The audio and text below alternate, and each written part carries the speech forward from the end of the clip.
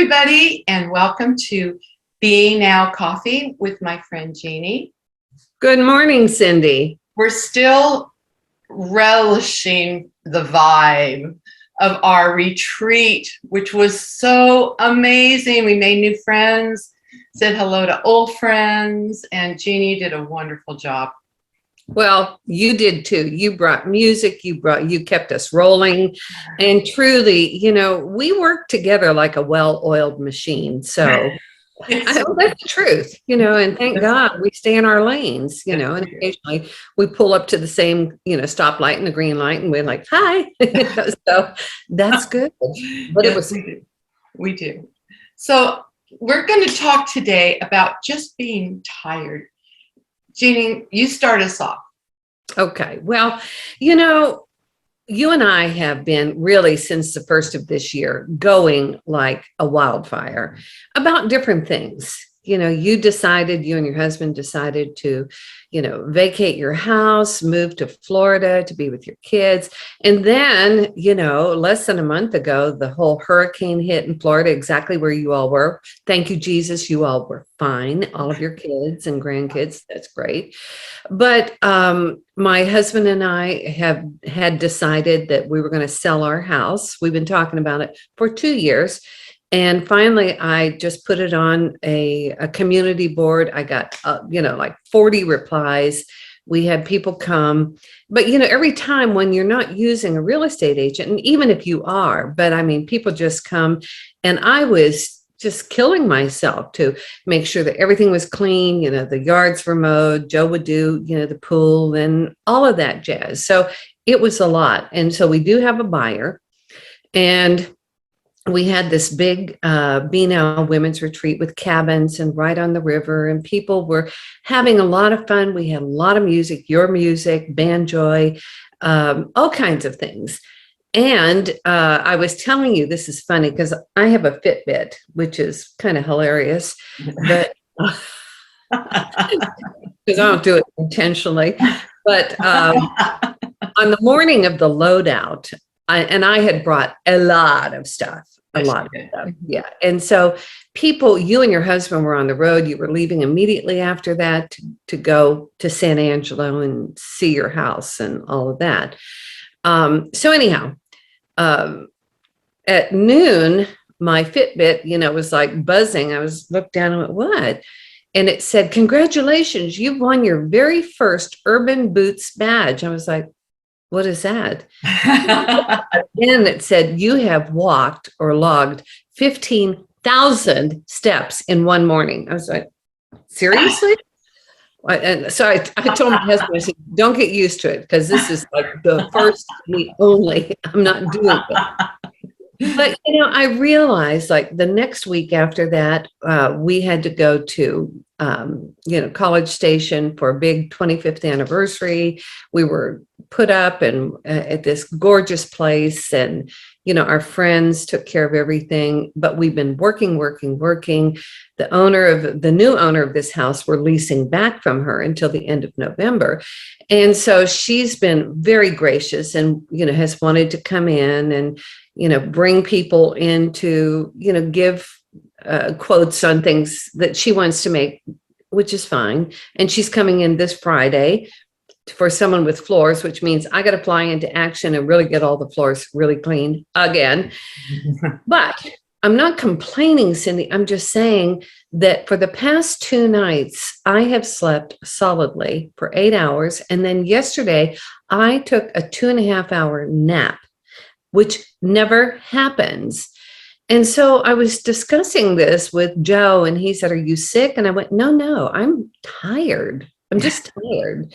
And then my sister was like, well, those are all good things. I was enumerating, and I said, and this is what I want us to talk about with our audience this morning, Cindy, is on the top, like 7 stressors of your life. Even supposedly good things are very stressful, like getting married or having a baby or getting a new job or moving to another house, or any of these things. They are good, but they are stressful. And stress, it's like our stress just taps us on the shoulder and says, hello, what about me? What have I done to you? So That's I realize that a lot of people are going through, and then you add to it all the stress in the world and all the fear mongering and all of the stuff. So, I just wanted to discuss the fact that it is not unusual for us to feel stressed, and not just women, men too, and okay. kids too. So, what have you experienced? Because you've been, riding the roller coaster of we have a buyer, we don't have a buyer, we have someone who wants to lease our house.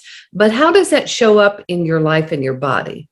What I do is a simple exercise when I feel stressed. I turn it over to God, Mm-hmm. and then I walk outside and I see in humongous letters, trust. We got this. We got Yeah. this. Everything is working in your best interest. And Yes. when I do that, I have peace. Because yes, we've been taking care of 2 households at the same time on a retired budget, which isn't comfortable. Watching your savings account go this way is when you're used to going this way. And so that's been concerning. But when I do that trust and turn it over, it always turns out well. And a good example of that, yesterday I went to my son so I could visit the kids, and we had just gotten home from a 3-week road trip. So we started with the retreat and went all through Texas, and then ended up in Atlanta, Georgia, and then came home to Florida. And my son has been trying to get a fence up. He just bought a brand new home, built it, and it needed a fence because he has 2 little toddlers, and there's no fence. Plus there's a big pond reservoir behind Mm-hmm. their house. So it's been stressful for them, just always trying to keep their eye, make sure the kids, because the 3-year-old can open the door now, all of that. So yesterday the fence was going up, and it probably will be finished today. All they lack is the gate. Well, he was so frustrated because he's been trying to get the HOA to approve the fence, because here in Florida, most of the newer communities have HOA, so you have to follow the law of the community. And so his wife, Vanessa, looked at me and she said, we were talking about exactly this, timing, God's timing. If that fence had gone up, because part of it is like the plastic kind of fence, those really nice ones. The rest is bars, but she said we could have lost half the fence. Because of the hurricane. Because of the hurricane. And they're in Sarasota. They did lose a lot of the shingles on their roof, on their brand new roof. Yeah, exactly. So they lost shingles, but they didn't lose any fence because it wasn't up yet. So she said, so it was really better, even though we were so frustrated for all these months trying to get that fence approved so we could get it up so we don't have to worry about the kids outside. She said we could have easily lost it. There was a better plan. There was, and that's the thing to remember. There's always a better plan, because God will give you whatever you ask for or something better. And we don't know it on this side. So yes, it's been since June since we left San Angelo, put our house up for sale, got ridiculous offers, really ridiculously low offers. I don't want to get my neighbors mad at me and bring down the value of the neighborhood, because it's a very nice neighborhood, as you know. And then we decided, okay, maybe we're not supposed to let go of the house. Maybe there's a reason we're supposed to hold on to the house. So for the last 2 weeks, we've had it up for lease. And we do have a bite on it today. So please say the prayers for the bite for today. And so that's what I do, Jeannie, because I need to have that peace. I need to feel the peace. And I need to also remember that we are never alone. We're not alone. We have angels and spirit guides and all. You can't see the army that is surrounding you all the time, that loves you so much, whispering in your ear, we've got this. You know, we've shown up before. And when you don't get what you want, you know, it always turns out better than what you even expected. So I want to interject something, which is true. It is also many times we change our minds in middle stream. Yes. We know what we want. And then we look at that and we go, yeah, that little nasty voice goes, how's that going to happen? That's never going to happen. You know, and so we erase it and we put up what our fears are. Well, I can't have this and that. I've never had, you know, whatever. Right. So this is very interesting. You know, my husband, I love him so much. And he is, if you look up spreadsheet in the dictionary, his picture is there. That's his deal. He loves it. I'd rather take a beating, you know. We're perfect together. But, you know, when we built our one, it's what we are. It's true. But we were moving into our former winery. We were never able to sell it in 7 years. Right. You know, we kept trying to sell it and no, you know, people would do stupid things and we were like, no. And finally, I just looked at him and I said, the reason we can't sell it is because it's ours. And we have poured our love into it. Yes. And it's glorious and beautiful and stuff like that. It is a beautiful building. It is. Beautiful building. It is. And it's going to be even more beautiful, but we're changing the whole vibe. But, you know, my husband always looks at the bottom line, which is fine. But I picked out, you know, I didn't pick out the most high dollar cabinets or appliances. I mean, they're nice. But the one thing I would not compromise on is quartz countertops. And we're going to have this big island, Cindy, that's over 8 feet tall. I mean, 8 feet long and 5 feet wide. Okay. So it's going to be a seating area. And you know, it's expensive, but it's indestructible. It pulls it all together. It just pulls it all together.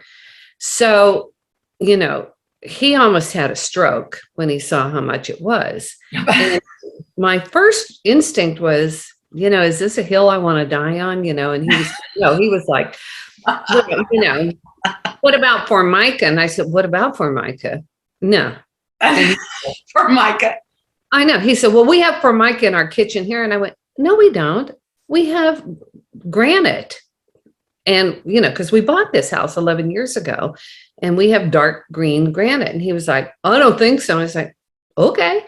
So he came out and he was like, you know, bopping on it. And he went, oh, I guess you're right. And I was like, I'm coming, Elizabeth. Yeah, this is a big one. What is that? What is up with that? Where they have to touch it and feel it after you say something. Yeah. They have to touch and feel or hear or use one of their 5 or. They gotta be lying about it. Exactly. What is it? What is up with that? I don't know. I don't know. But anyhow, yeah. So, you know, I was just really discouraged about this because it's a lot of money. But you know what? This is our last home and it has to present well. It just has to. And I said, the kitchen is now going to be where our bars were. And I said, so when you walk in, you have to see that. And that's it. And I told him, I said, the kitchen for me is the heart of our home, which you know that. And, you know, I don't worry about the bedroom and the living room and all of that's going to be nice, but no, it has to be this. So instead of getting into my story, because I'm really good about telling stories about, well, Scrooge McDuck doesn't want to buy it. No. I was like, no, I can't do that. Especially if it's funny, you know. And but I just started doing the Neville Goddard technique. And he was this man, wonderful man from Barbados who lived in New York City last century. And he was so wise. And he talks about being taught by this Ethiopian rabbi, this Black guy, who said, you are there now. Whatever it is that you want, put yourself there now. Don't, you know, and don't settle for anything less. So I just started saying in my mind, I see all of this beauty here. And I'm so grateful. And I'm so grateful. Well, anyhow, and I'm not going to go into this whole story because it just wears you out, but it is, a whole series of things happened where he was ready to buy something else that was like for something else. And I went, okay. And so I decided to support him in that. And, I just told him, I said, Joe, I really think this is the way to go with this.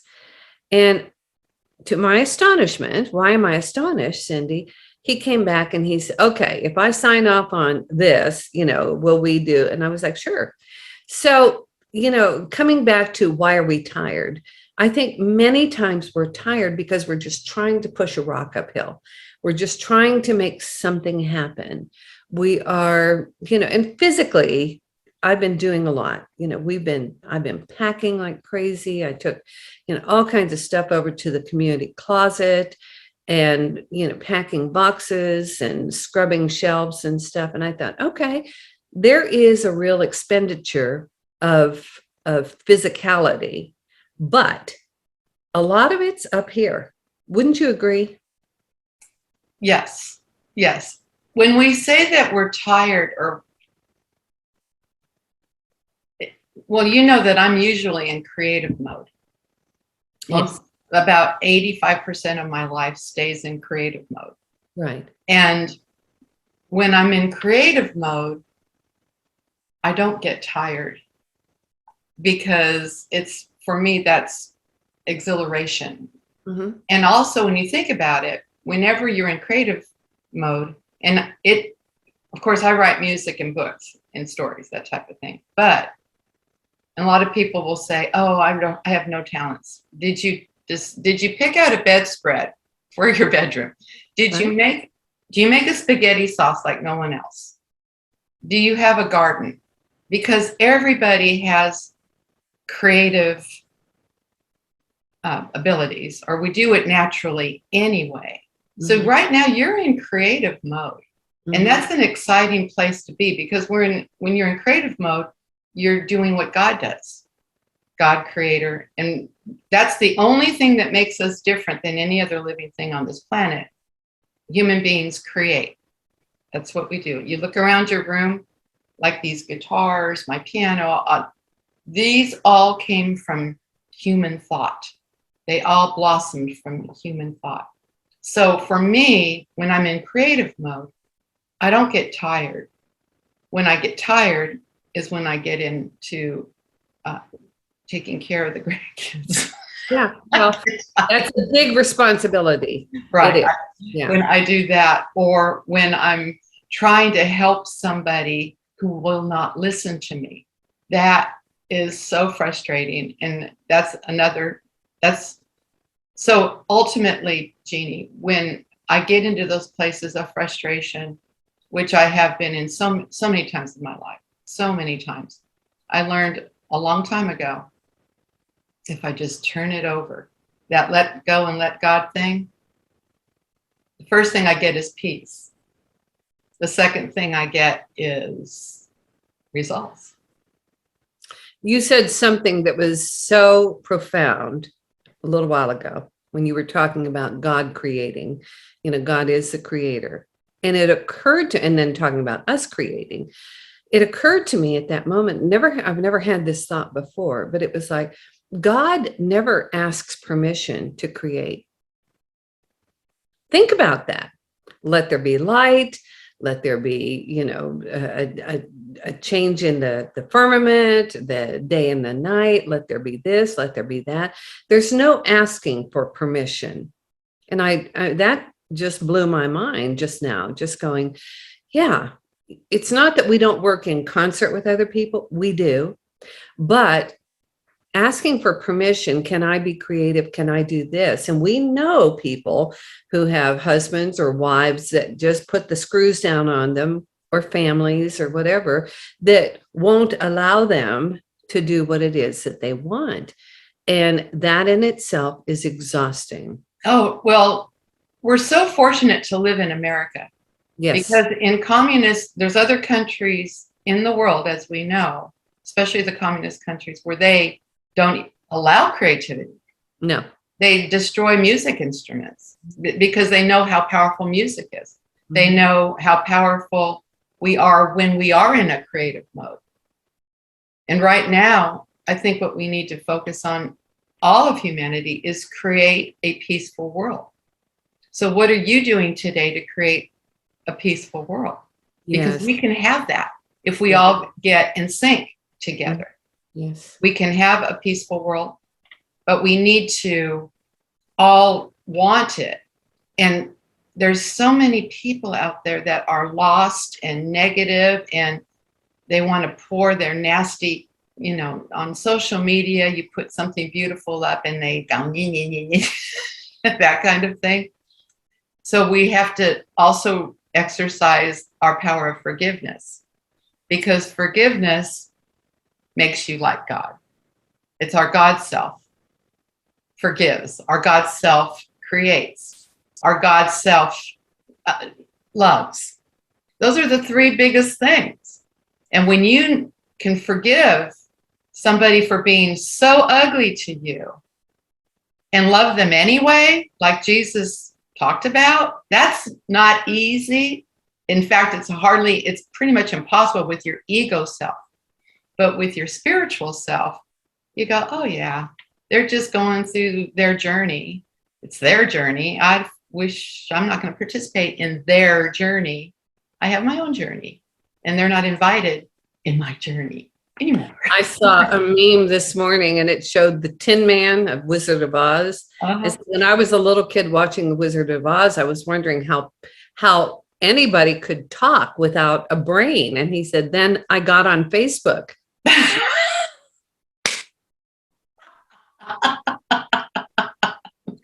Yeah. Or a heart. If I only had a brain. Anyhow, covered a lot of ground this morning. Thank you so much, Cindy. And people, please share this. Please share these coffee chats with your friends and your family. Let us hear from you. Give us some feedback.